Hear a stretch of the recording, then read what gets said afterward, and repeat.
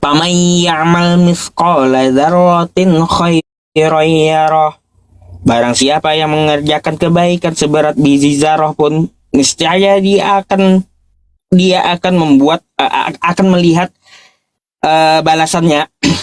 Wa may ya'mal mithqala dzarratin syarran yarah. Dan barang siapa yang mengerjakan kejahatan ya sebesar biji zarah, maka niscaya akan melihat balasannya pula. Ini kebaikan, atasnya kebaikan, dan ini kejahatan tadi. Mohon maaf keliru. Ya. Jadi kata Anda, di mana maha adilnya Allah Subhanahu wa taala? Ya, diletak timbangan seperti inilah keadilan dia. Gitu. Dia akan menghakimi sekecil apapun dan memberikan balasan kebaikan sekecil apapun. Itu adil dia. Nah, jadi kayak gitu.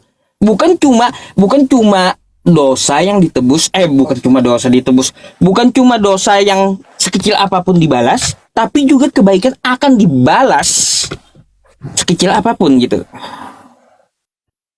Nah, ada tanggapan, Pak Pendeta? Jadi,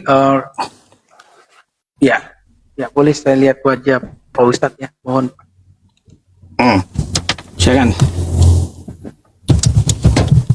Oke, terima kasih. Nah, kalau diskusi itu begini, jangan kayak semua tadi udah ketar-ketir dia. Ya kan, enakan kita diskusi begini ya, Pak Ustadz ngomong, saya ngomong. Nah, Pak Ustadz maksud saya begini kan, Allah itu kan makasih. Makasih itu artinya dosa sebesar apapun itu dapat diampuni oleh Tuhan. Itu yang kita imani.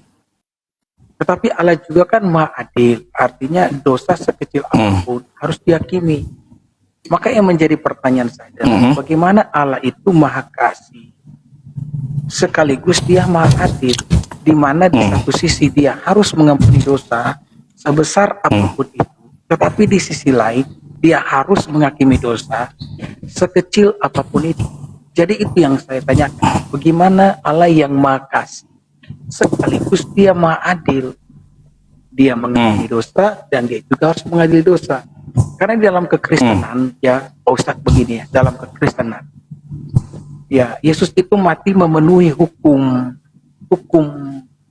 dua sifat Allah itu, dimana ketika dia mati maka kematiannya itu menanggung keadilan Allah, sementara pada waktu yang bersamaan kematiannya itu menjadi penebus dosa manusia, sehingga ya maha kasihnya Allah itu dinyatakan sekaligus bersama dengan kemahadilan Allah di atas kayu salib. Jadi kalau Pak Ustadz bagaimana Allah yang maha kasih sekaligus Allah yang maha adil? Silakan. Gini Bang, jadi sifatnya itu kalau kita mau tabrakan seperti itu menjadi hal yang rumit bagi kita, pasti. Begitu, contoh kayak gini ya, ketika di kitab Anda tuh begitu besar pula ya kasih Allah akan dunia ini sehingga dia mengaruniakan anaknya yang tunggal. Nah, di satu sisi dia kasih, tapi waktu dia di tiang salib gimana? Dibantai juga gitu. Mana maha kasihnya? Kan gitu. Gimana? Kenapa nggak menolong? Di situ. Oke. Jadi seperti itu. Jadi seperti itu. Jadi dua sifat itu. Jadi dua sifat bersamaan itu bisa dia terapkan, Pak Pendeta. Bisa. Di satu sisi dia maha adil, ya maha adil. Ya, adil dalam segi apapun gitu. Oke, kalau begitu begini Pak Ustadz ya. Bagaimana apa yang harus dilakukan Allah kepada orang berdosa dengan dua sifat tersebut? Misalkan nih contoh, saya berdiri di hadapan Allah. Saya sebagai manusia berdosa berdiri di hadapan Allah yang punya dua sifat, maha kasih, maha adil. Jadi apakah Allah harus mengampuni saya atau dia harus menghakimi saya? Karena dia maha adil, dosa harus dihakimi sekecil apapun, dan dia maha kasih dan dosa harus diampuni sebesar apapun. Jadi apa yang akan Allah lakukan kepada saya yang berdosa ini? Mau diampuni kah atau mau diadili? kamu akan ditinjau dulu. Silakan. Dosa apa yang kamu lakukan? Nah, gitu. Dia ada pertimbangan lagi. Ya. Ya, ditinjau lagi. Dosa apa yang kamu lakukan? Silakan dulu. Kalau Islam itu, ya kalau Islam itu ada dua dosa. Dosa kepada sesama manusia. Terus dosa kepada Allah Subhanahu wa taala. Nah, kayak gitu. Kayak gitu. Ditinjau lagi dia. Oke, jadi Lalu kalau dosa apa misalkan yang mau ditinjau dan dilakukan? kalau misalkan telah Contoh ya, kalau ditinjau lagi dan ditinjau dia sudah ternyata Anda berhadapan kalau dengan misalkan- Allah ini ditinjau kembali, ya dosa Anda lakukan itu adalah dosa syirik. Maka dia tidak akan mengampuni. Ah, gitu. Dia nggak akan menggunakan kasihnya, tapi Nah, dia itu kan akan maaf, menggunakan maaf. apa? Kemurkaannya. bagaimana? Ya, tapi kan dia Maha Pengampun, Pak Ustaz. Kalau Maha Pengampun berarti tidak ada dosa yang tidak dapat diampuni kan? Ya, maha pengampun itu untuk Itu tidak. ditinjau juga. Apakah dia punya iman atau tidak? Ayo. Ya, kalau misalkan nih kita bahas nih, katakanlah orang yang sudah berdosa nih, entah dia punya iman atau tidak punya iman, dia orang berdosa. Itu kan yang menjadi Kalau tidak punya iman nggak Dia bisa, adalah artinya orang kufur, syirik tadi. berdosa. Jadi dia diapakan? Dia Meskipun satu titik pulpen di dalam hatinya, Allah akan memasukkannya ke surga. Orang beriman itu, meskipun ada satu titik pulpen nih, ya, pulpen dibagi-bagi lagi titiknya. Di dalam hatinya ada imannya, ya kayak gitu. Allah akan memasukkan dia ke surga.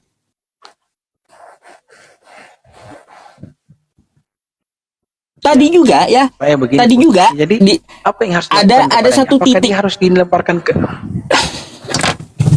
gini, apakah dia harus dilemparkan ke surga? Ya, Allah menyediakan tempatnya di surga memang.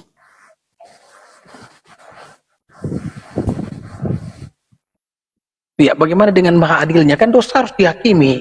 Sekecil apapun dosa kan harus dihakimi, Pak Ustadz. Oh iya, kalau untuk masalah sifatnya yang lain tadi, dia menghaki. Bagaimana?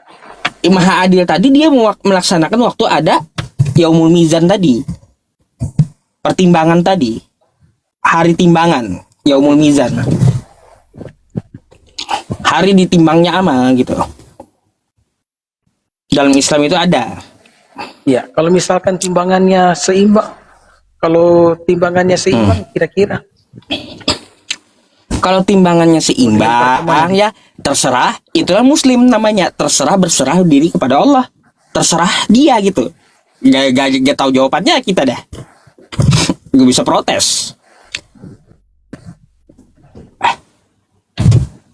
jadi terserah kalau dia seimbang. Wah, gitu. Iya. Mau kayak gimana kalau ibaratnya ya ada seimbang di Yaumul Mizan gitu. Oke. Gak bisa lagi kita udah ya. Berarti dari titik nol dia terserah Tuhan. Apakah mau dia masukkan ke surga atau ke neraka? Kayak gitu. Karena apa? Gini Pak Pastor ya. Dalam Islam itu masuk surga itu tidak memakai amal. Amal itu dikerjakan di dunia. Gitu. Bukan amal itu yang membuat dia masuk surga, enggak. Amal itu dikerjakan, perintah Allah itu dikerjakan bagi orang-orang yang mengerjakan perintah Allah agar dia bertakwa. Agar dia bertakwa, kayak gitu. Jadi dimasukkan ke surga berdasarkan Jadi berdasarkan ketakwaan dia ya mengerjakan amal soleh, maka Allah akan turunkan rahmatnya. Turun rahmatnya kepada dia. Rahmat itulah sebagai kunci surga untuk dia. tadi Pak Ustadz bilang tidak pakai amal. Kenapa sekarang bilang pakai amal? Ya. Amal baru kemudian turun rahmat. Turun rahmat itu kan karena tadi ngomong begitu. Jadi rahmat itu turun karena apa? Karena Rahmat itu karena apa? Mengerjakan perintah Allah. Karena amal soleh. Iya. Oh ketawa. amal soleh berarti amal soleh dipakai untuk Amal. masuk surga. Enggak. Coba kayak gini. Iya, Gini. maksudnya kan tadi Saya mau Ustadz tanya Anda mengatakan sedikit. bahwa Delay kah Gimana? kita ini Pak Pastor? Delay kah? ya, Nggak langsung ya? Delay mungkin. Jadi gini, iya, ketika Anda punya uang, ya, iya, kayaknya dia punya uang 200 juta. Anda pegang di tangan 200 juta. Lalu Anda pengen berniat untuk menyetir mobil. Oke? Maka Anda datang ke dealer mobil. Kan gitu. Nah, ke dealer mobil. Waktu Anda sampai di dealer mobil, ya, sampai di dealer mobil, Anda pengen menyetir satu buah mobil, apakah Anda memakai duit yang 200 juta Anda bawa? Membuka pintunya gitu.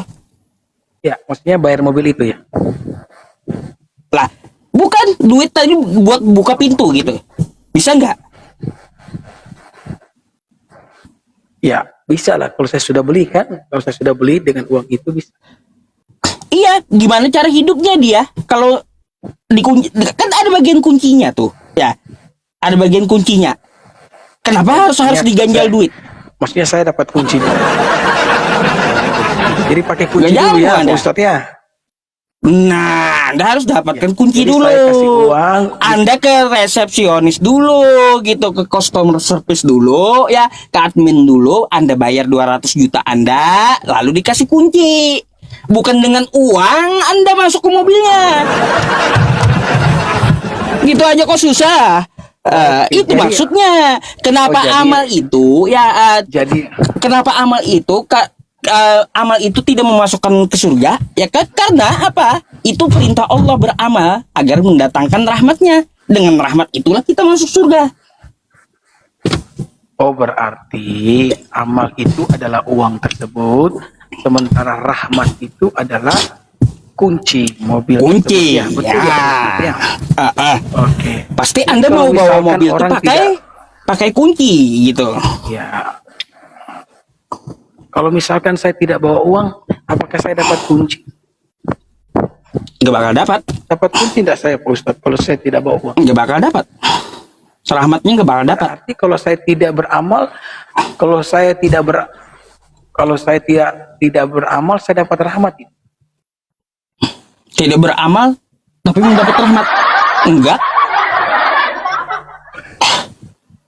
Beramal apa? Berarti kalau saya tidak beramal, Tidak beramal. kalau saya kan tadi kan Pak Ustadz mengatakan bahwa Pak Ustadz mengatakan tadi kan bahwa Mm-mm.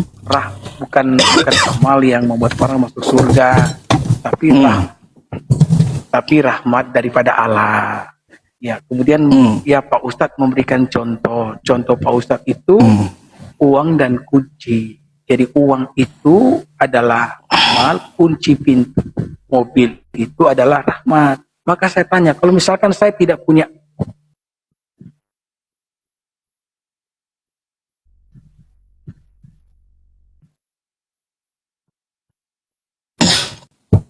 Nah, ngelak. Sorry. ya, maka saya tanya nih, kalau misalkan tidak ada uang nih, tidak ada uang, rahmat bisa turun atau tidak?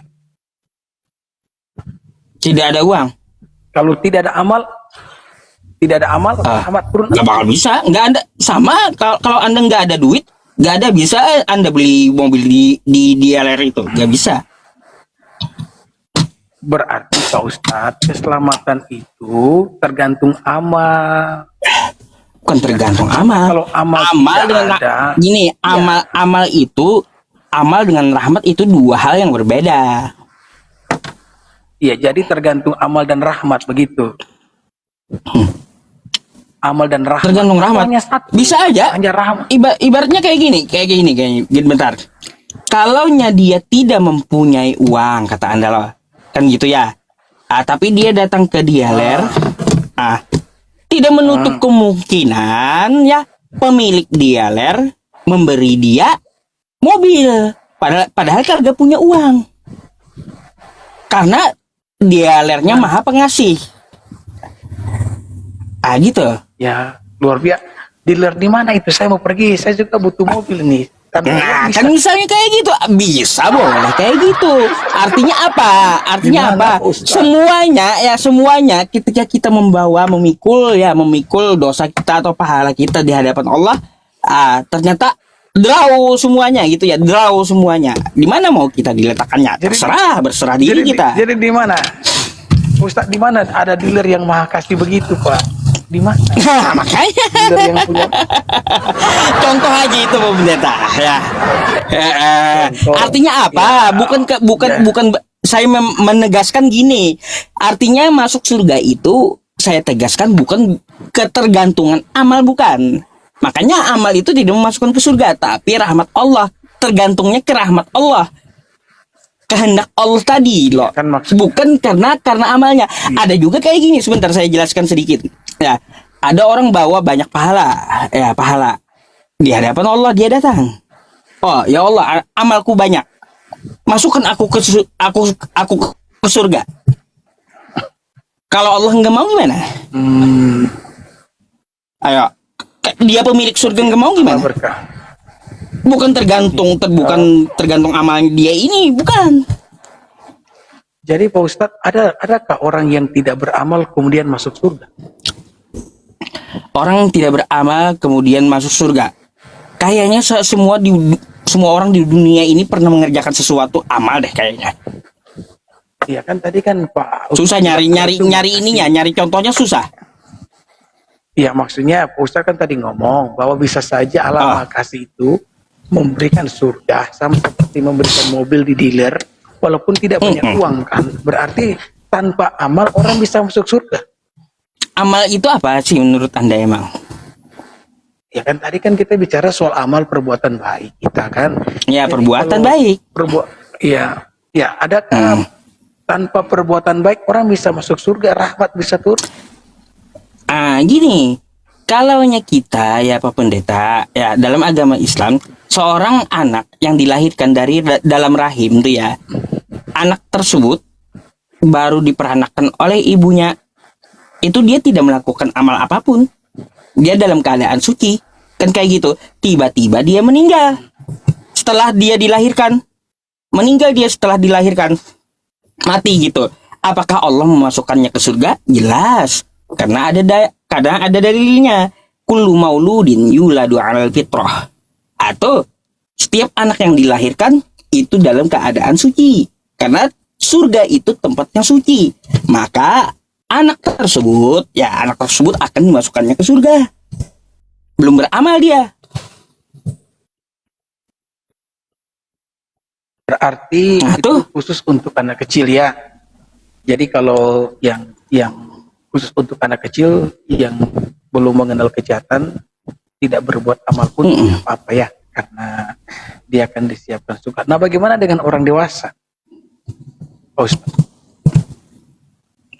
Kalau orang dewasa Anda nggak bisa meletakkannya di pertanyaan Anda di orang dewasa. Pertanyaan Anda tadi saya jawab di bayi tadi berarti. iya. Kalau orang dewasa pasti berbuat banyak.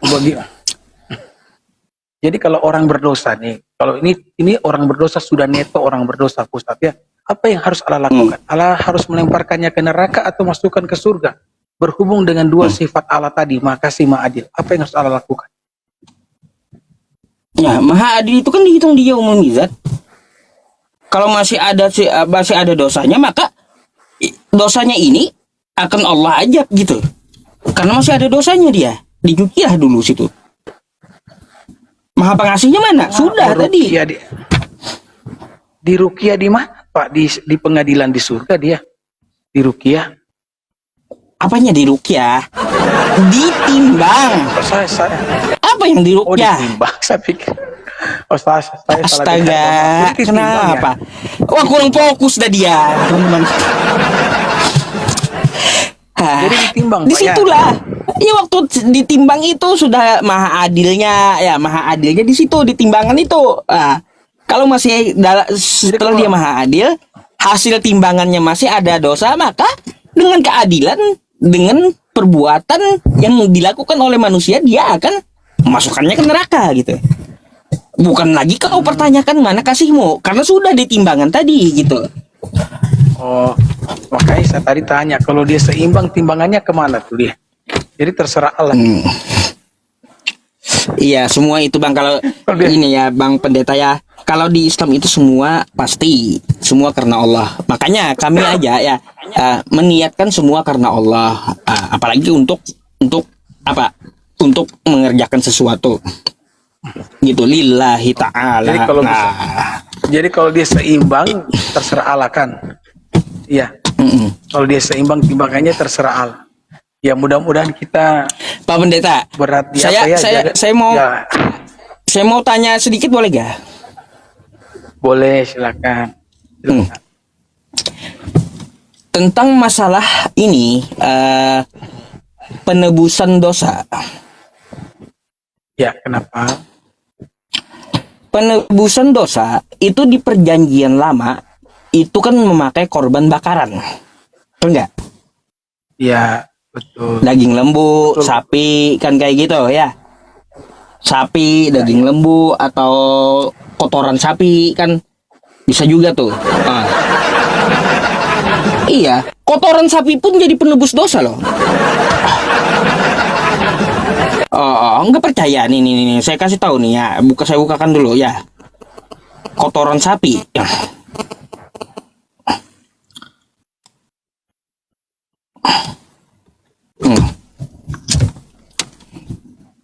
Kotoran sapi nih.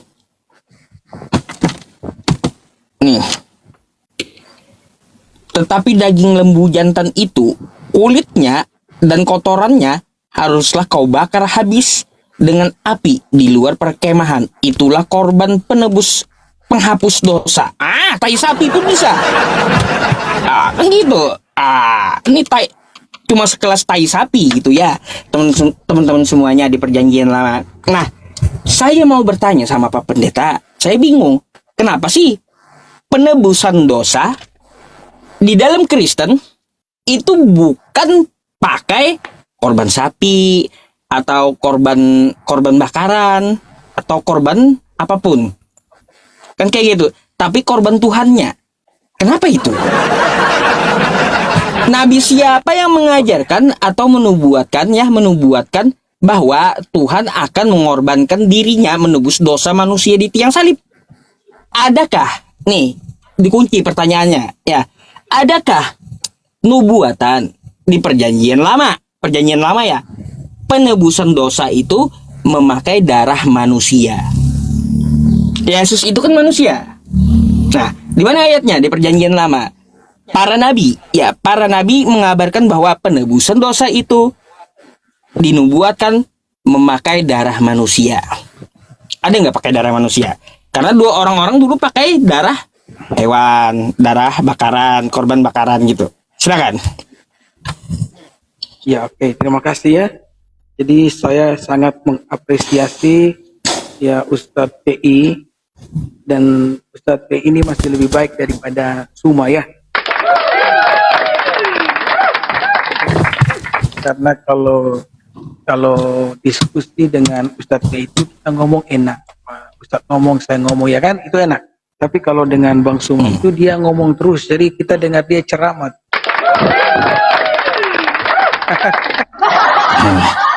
Oke ya, jadi sebelum saya jelaskan itu, saya mau memberikan informasi soal bilangan 19 ayat 5 ya.